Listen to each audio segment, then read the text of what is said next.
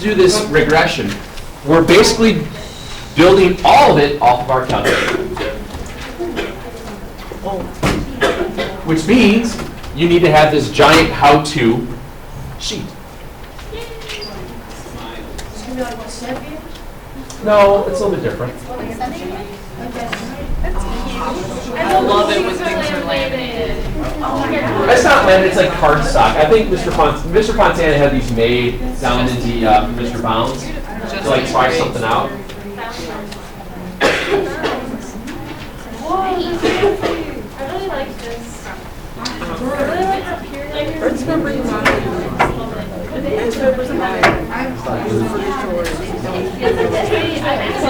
You like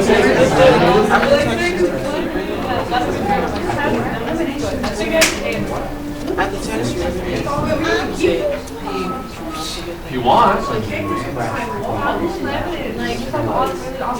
So, it's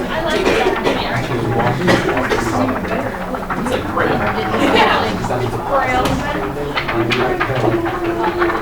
Come on! Anyway, so we've got this giant handout, and here's what I want to do. I want to walk you guys through how in the world do you use this regression, which means you have to have a calculator. So get out your calculators. Please. And what we're going to do is we're going to walk through how the scenario of using regression modeling on your calculator is used via lists. Once you do this once or twice, it's the same thing over and over again. And it winds up being very, very easy to do. So here's what we're going to do. We're going to walk through this step by step to get the idea. So step number 1. Clear the lists, which means you hit second memory, which is the plus sign, and then button number 4. And it should say clear all lists.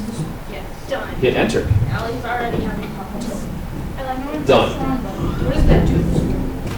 What happens here in your calculator, there's a bunch of lists that you can store data in, and it's just getting, it's not your table that you would have on your y equals sign. It's the table, there are lists that you can create. We're going to create new lists here. So here's what we do then.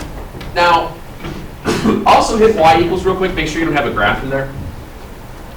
Oh, I do. Clear it out real fast, just make sure. All right, just make sure there's nothing in y equals. It's all right. So now what we're going to do is enter our data list, which means we have to know how to get to that. So you hit the button that says stat. Choose option number 1. Stat is right below the delete button. Did we find it? Yeah. Okay. We're going to go to option number 1 and edit. And those are our lists. You'll notice that there's multiple lists here. You want to enter in data into list number 1. Now, on this sheet, there is data for list number 1. Oh, you kind of looking at it, it looked like you didn't have it. I was like, just to make sure. Sorry, you had to look at it. Never mind. Yeah, I guess. So, what I want to do is to enter in list 1, just move to the left and enter in the data that's in here on that screen here, 71, 61, and so on.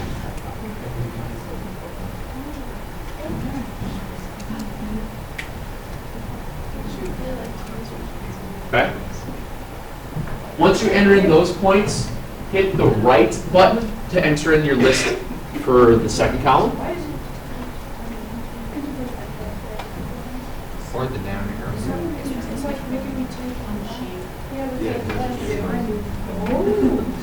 I looked at that link first too. I was like, wait, why? Okay. And you should get those 10 entries in. You okay?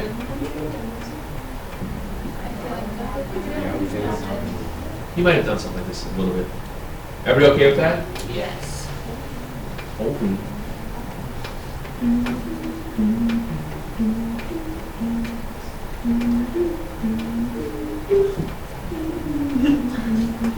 All right.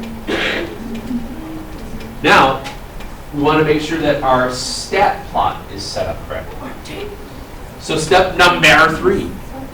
Second y equals. Second y equals is where you get to stat plot. Okay? Now yours is probably saying right now that the stat plot is off. Okay. Hit enter. And you want to make sure that the cursor is on. Change it to on. Everybody okay with that? It's on. All right. Like Donkey Kong? Just gonna say that. Now, you have a bunch of different choices of graphs to choose from. Usually what we're going to do is just that first one, that top left one. It's just like a little dots, if you will. You can see on here that you can come up with bar graphs. You can do histograms. You can do box whiskers, things like that as well.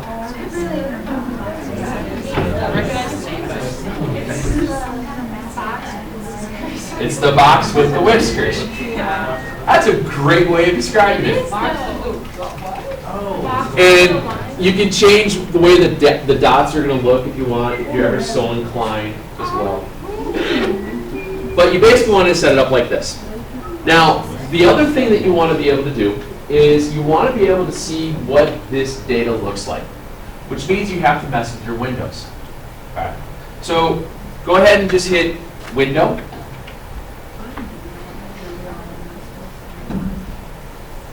And what I want you to do is realize how you can change your windows to make things fit. Mine looks different because I just did this last hour and mine looks different right now. What I want you to do is look at the list on your sheet here. Your L1 are your X values, correct? Yes. Now, what's the minimum X value that you have in that list? 61. What's the maximum L value? 73. That's why I set it to an X minimum 60, an X maximum of 75. Does that make sense? Yes. I'm just looking within that boundary for the data points that I have.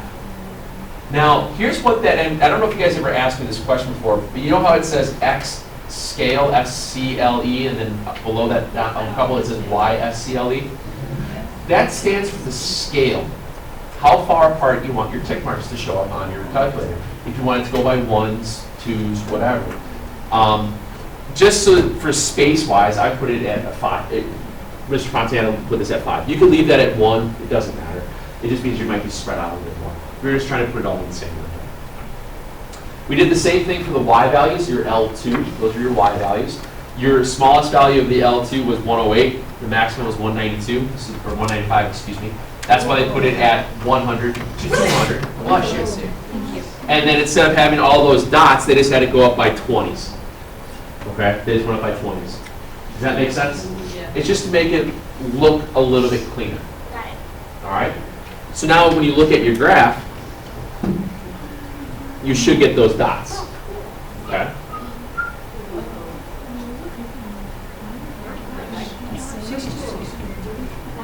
It should look somewhat similar to this. Somebody's not looked at all like that. It's almost Big Dipper-ish.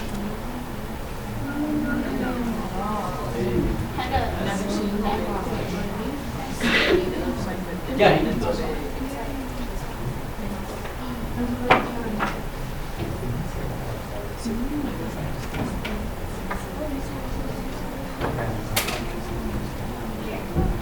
Oh, you turn your stat on, that's why you gotta turn this on.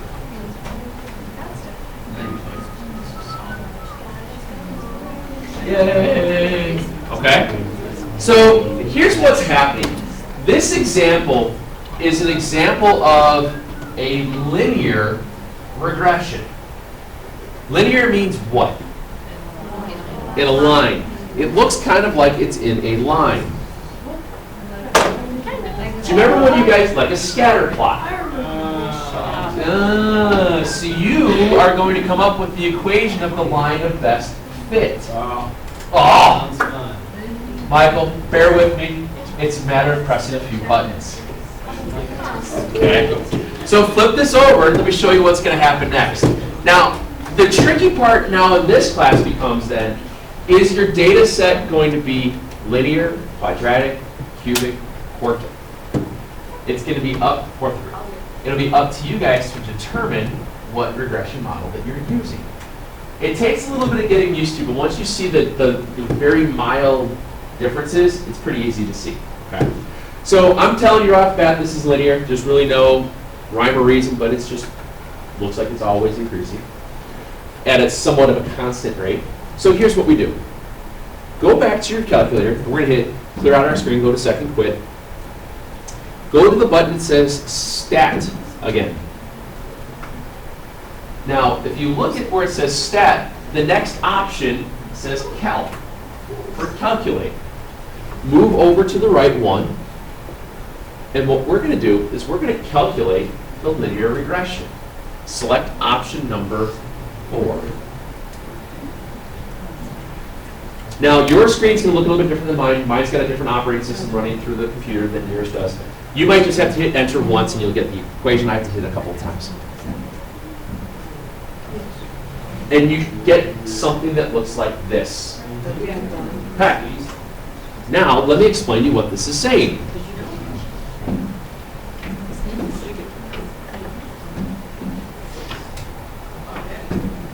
It's telling you that this equation is written in the form y equals ax plus b, where a is playing the role of what? Slope. And b is the... I don't know. I know, but think about polynomial. When you're talking about polynomial expansion, is it polynomial f of x equals ax to the n plus ax to the n minus 1, ax to the n minus 2, and so on and so forth? All it's saying is that a value is the leading term coefficient. That's all. It's using, bless you, it's using a generic term for that first being a as opposed to what we know as slope. Because later on, if we're going to use a quadratic regression, it'll still say a. It's your leading term coefficient. That's all. All right. So here it's telling you that your slope is 6.18. And your y-intercept is negative 270.81. Yeah, some real nice clean numbers there. So the equation of the line of best fit for those data points would be y equals, or f of x equals, 6.81x minus 270.81. And this fit, this like it has the same amount of data. Yeah, roughly. What's that? Well, we're using a lot of the other stuff. I mean, you're going to see how this stuff goes through. Yeah, we're going to do a quadratic one here in a second. Okay? You just sound excited. Not so bad? Yeah, man. All right. Now, let me show you the differences now using a different set of table. So let's look at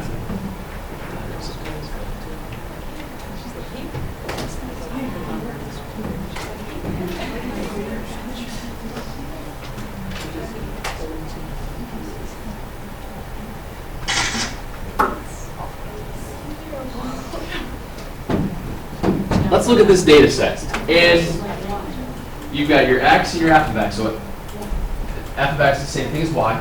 What do you think is L1? What do you think is L2? X is L1. Yes. Do we need to clear all this?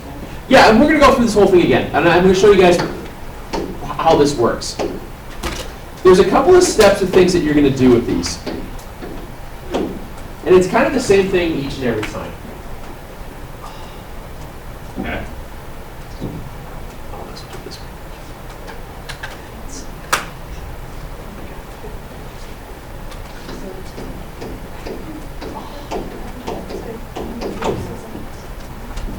Since we know that we're working with polynomial regression, that means it could have some degree to it. We don't know what the degree is. But if we look at our data points, we should be able to calculate the number of possible terms. Do you agree on that?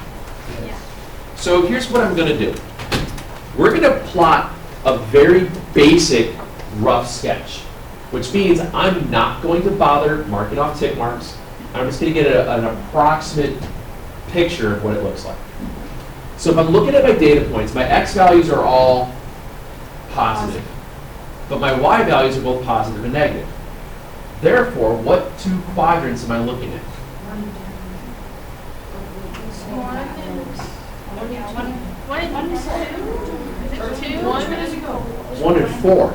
It's number 4. All right, just there's 1, 2. Oh, it goes 1, 2, 3, 4. Yep. I always forget the order. Wait, what's the 1, 2, 3. So I'm looking at y to be negative. Then Okay. it's 4. So rough sketch wise, here's what's happening. At 1 it's negative on it, and then it's going up, and up. It's going up real quick, isn't it? Real quick. Now, would you expect that to be linear? Yeah. No. It's gonna be parabola. It's parabola-ish, maybe? See how it's just going straight up like that? Would that be just maybe 1/2 of a parabola? Yeah. So what do you think that would be? A square term, a cubic term, or a fourth degree term? Square. This is a possible. Well, yeah, I see where you're starting to worry about that.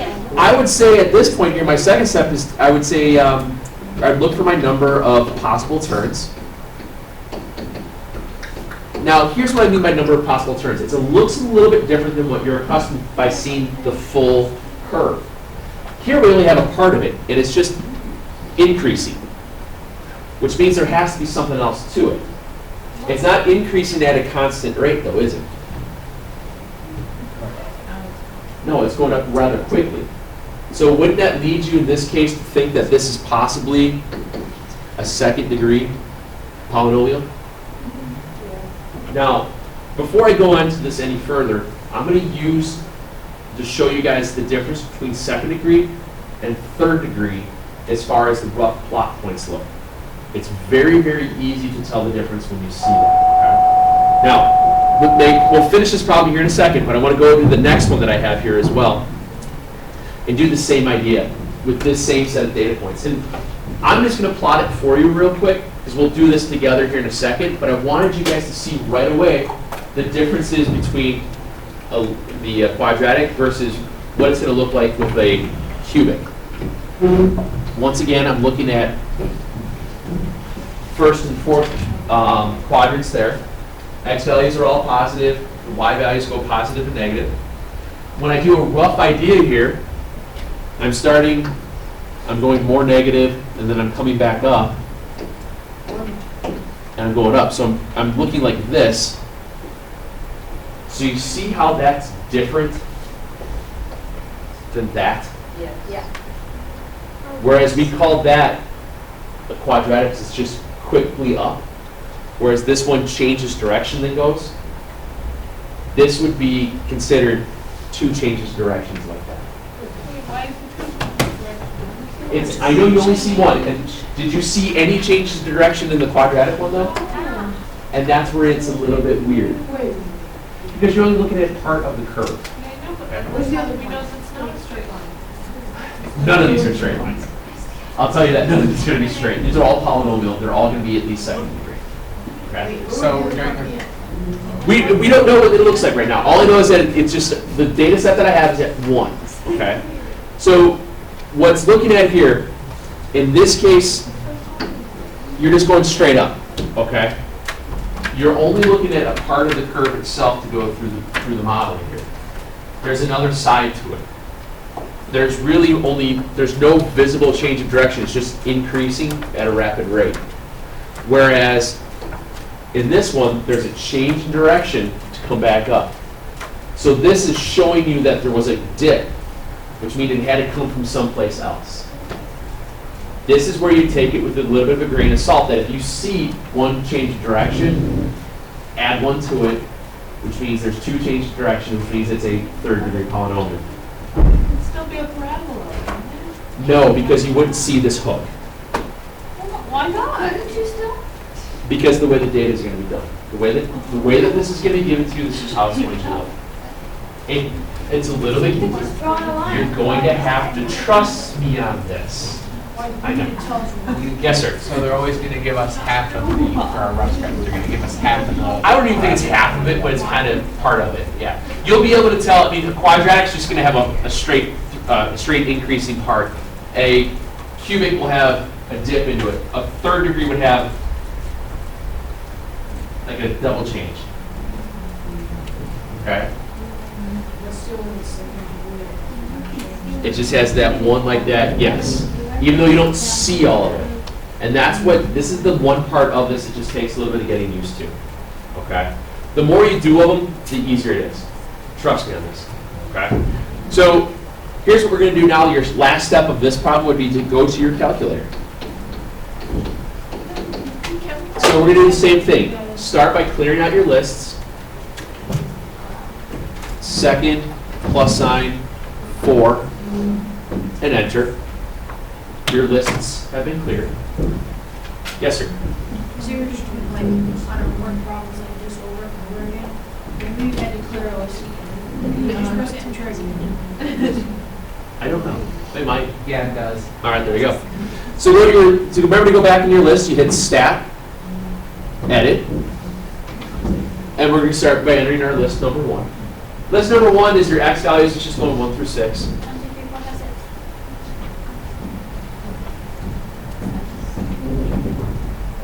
Okay. Your list number 2 in this case was -1, 0, 10, 26. That was -4. Was it -4? Yeah. Oh, I'll go back and change it. Yeah, it was -4, 0, 10, 26, 48, 76. I'll go back and change it.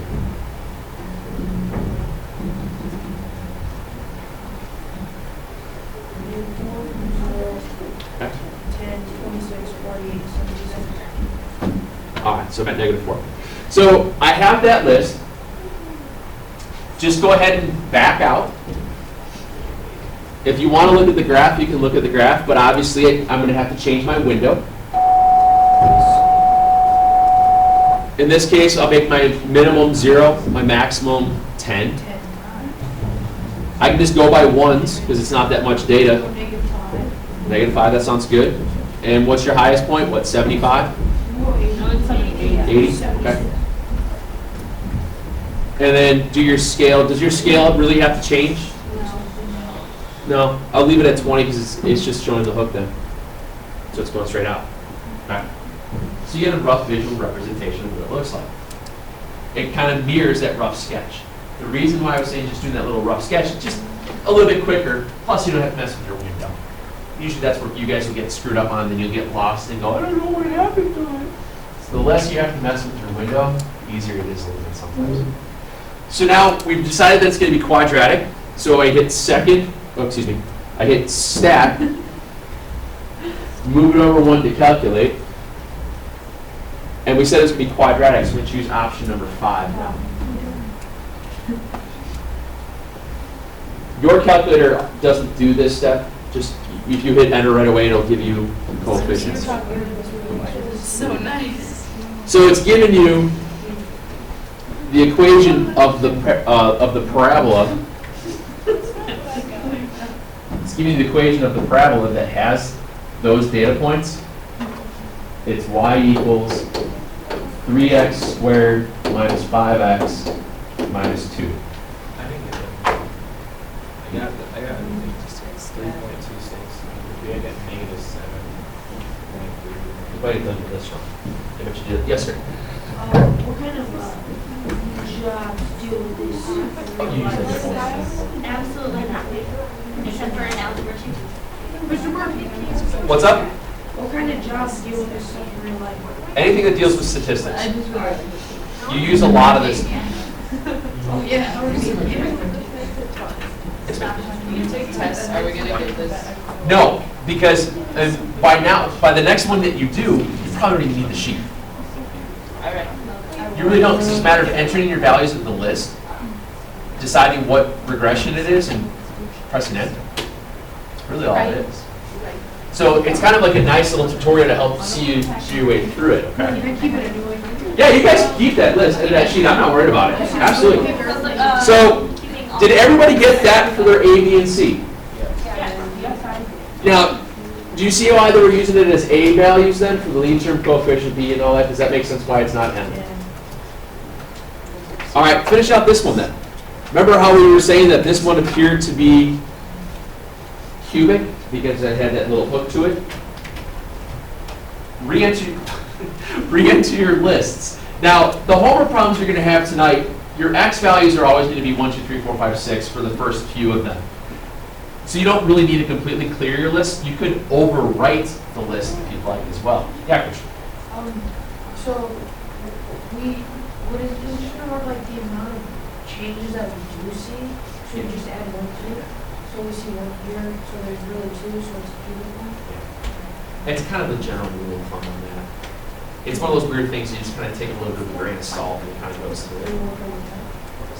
For the stuff that we're doing, yeah.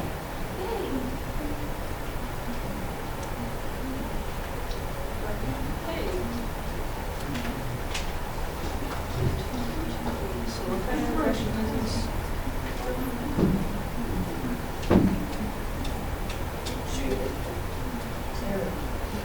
Sorry, I'll go back and re-enter that in a second. It's a cubic, right? Yeah, cubic is, excuse me. That is. Yay, nice math. Nice math for a change.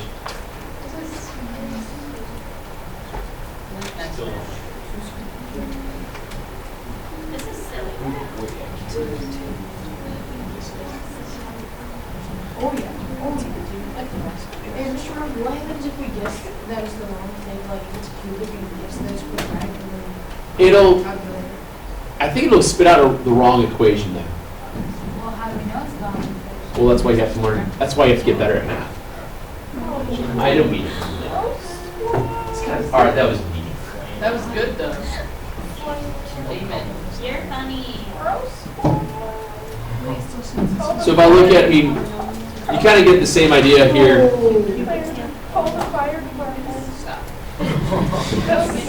It's dipping down and then coming up. So basically, if it starts getting bigger again, back on the other side, you can assume it's kind of big. Yeah, because you see that there's a hook here. Okay. So All right. If it's just straight up, Straight up, Just straight up. You can. Ow, ow, ow. Yeah. so what did you guys get for your answer on this one? Let me see here. A is 1, B is -4, C is 2, and D is 0. So let's say if I guess that this was quadratic. Let's see what happens. It'll give you the wrong answer then.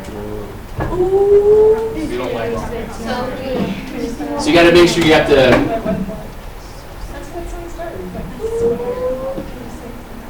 You're the wrong song. Yeah, let's get low. 1, -4, 2, and 0. Okay. 0 is constant. Yep. Wouldn't that still technically be right? Because like it's doing an equation where like where all these points would fit in, and if they come with numbers, even if they're ugly numbers, doesn't it still technically work? No, because well, all right. I see what you're saying. What happens is you have to come up with the idea is this going to continue doing this according to the data, or is it going to do this according to the data?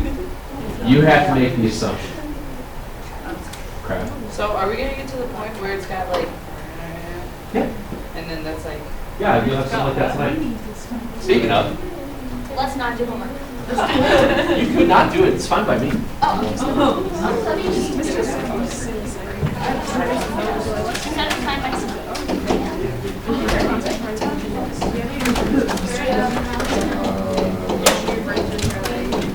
that's gonna be stuck in my head for the rest of the day.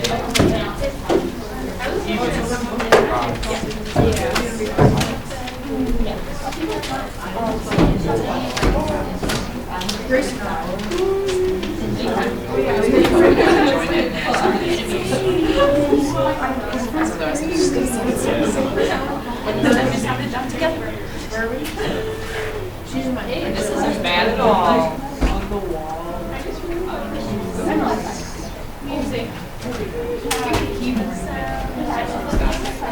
Give those a shot, guys. Shouldn't be that bad. It's only 5 problems.